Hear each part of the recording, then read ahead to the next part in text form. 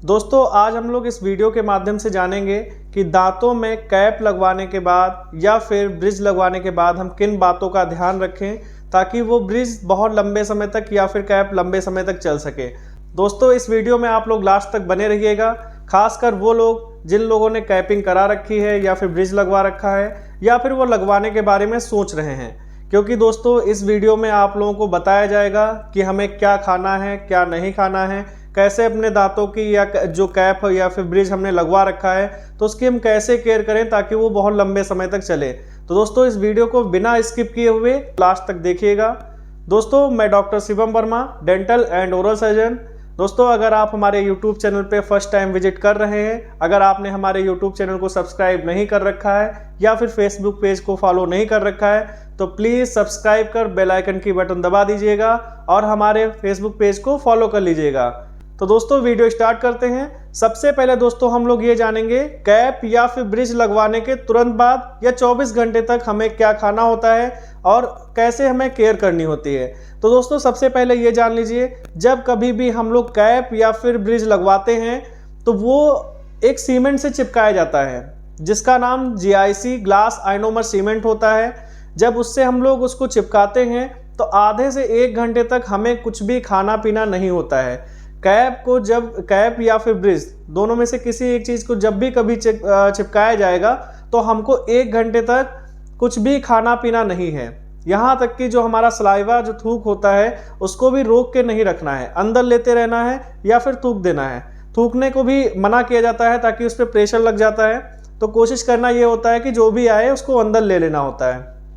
दोस्तों 24 घंटे तक हमको उस साइड से जिस साइड में हमारा कैप या फिर ब्रिज लगा होता है उस साइड में हमें 24 घंटे तक कुछ भी नहीं खाना पीना होता है। इस चीज़ को हमें बहुत अच्छे से ध्यान रखना होता है क्योंकि GIC जो होती है उसका सेट होने में 24 घंटे का पूरी तरीके से सेट होने में 24 घंटे का समय लगता है। हालांकि 1 घंटे में सीमेंटेशन जो हम लोग करते हैं सेटिंग टाइम हो जाता है, बट 24 घंटे तक प्रॉपर अच्छी तरीके से सेट होने में टाइम लगता है।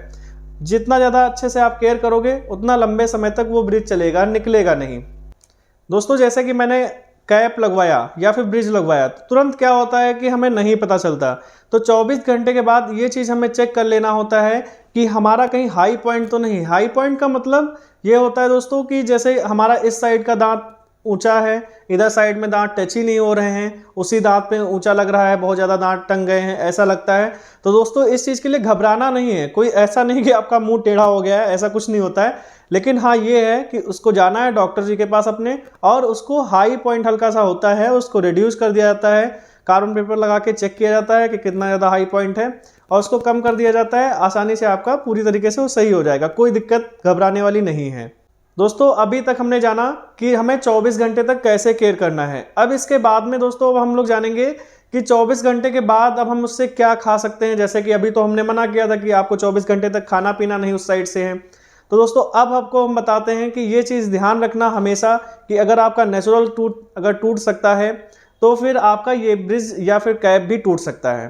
तो इसके लिए हमें ये ध्यान रखना है, हमें कोई बहुत ही ज़्यादा हार्ड चीज़ नहीं खाना है। जिस साइड में हमने कैप लगवा रखा है, बहुत सारे लोगों ने पूरा ब्रिज ही लगवा रखा होता है, जैसे कि इस साइड लेफ्ट से लेके राइट तक फुल माउथ बन रखा होता है ये, तो फिर उसके लिए हमें क्या करना होता है, हमेशा सॉफ्ट खाना यूज करना होता है, बहुत ही ज़्यादा हार्ड चीज़ यूज नहीं करनी होती है।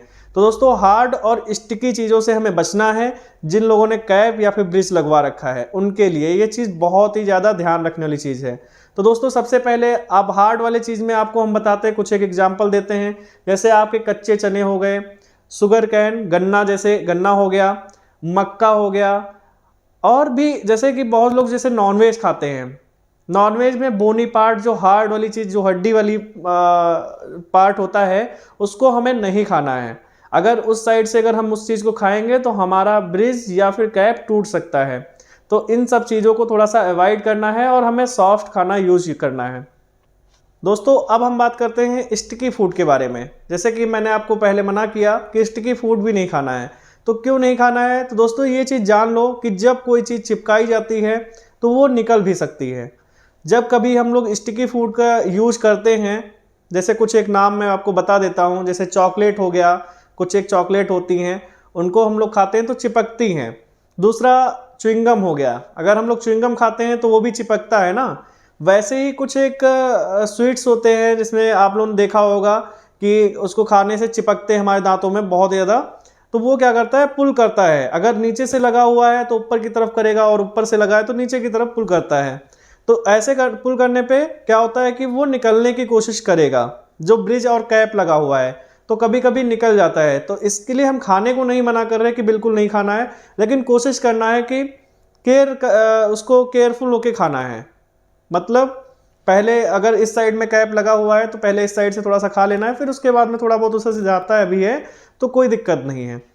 दूसरा दोस्तों, आप लोगों ने देखा होगा कि जैसे बहुत लोग ब्रिज लगवा लेते हैं, कैप लगवा लेते हैं, लेकिन उनको कुछ एक प्रिकॉशंस बताए जाते हैं जिसका वो लोग ध्यान नहीं रखते हैं, जिसमें गुनगुने पानी में नमक डाल के कुल्ला करना होता है। गुनगुने पानी में नमक डाल के कुल्ला करने से हमारे जो मुंह में बैक्टीरिया इन्फेक्शन होता है या फिर हल्की फुल्की स्वेलिंग आ जाती है मसूड़ों के पास में, उसको आराम मिलता है। क्योंकि खाना कभी ना कभी फंसेगा ज़रूर वहाँ पे, और जब खाना फंसेगा उसकी सफाई नहीं करेंगे हम लोग तो इन्फेक्शन और भी तैयार हो जाता है। तो इस चीज़ को ध्यान रखना है, जब कभी भी कैप या फिर ब्रिज लगवाएं तो गुनगुने पानी में नमक डाल के कुल्ला ज़रूर करें। दूसरा दोस्तों, गम मसाज।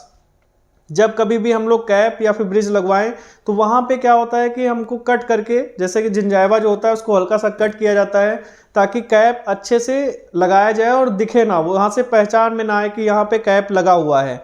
तो वहाँ पे धीरे धीरे करके वो हील होके मसूड़ा वहाँ कैप के ऊपर आराम से आ जाता है, वहाँ से बिल्कुल पता भी नहीं चलता और स्पेस भी नहीं बचता। लेकिन उसके लिए हम लोगों को दोस्तों गम मसाज करना होता है, जो कि बहुत सारे लोग नहीं करते हैं। दोस्तों अगले नंबर पे आता है, जैसे कि आपको मैंने बताया कि ब्रश टेक्निक हमेशा बोलते हैं कि बहुत सारे लोग सोचते हैं कि कैप लगवा लिया हमें ब्रश नहीं करना है।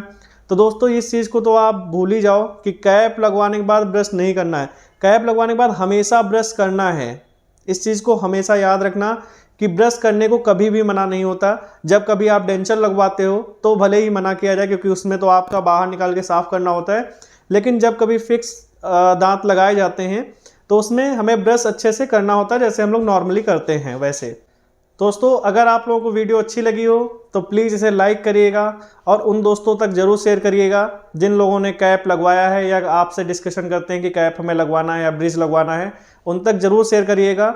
अगर आप लोगों को कोई जानकारी चाहिए या कोई कन्फ्यूजन है आपको तो दोस्तों कमेंट बॉक्स में लिख के डालिएगा, मैं आप लोगों को ज़रूर बताऊँगा। Thank you so much.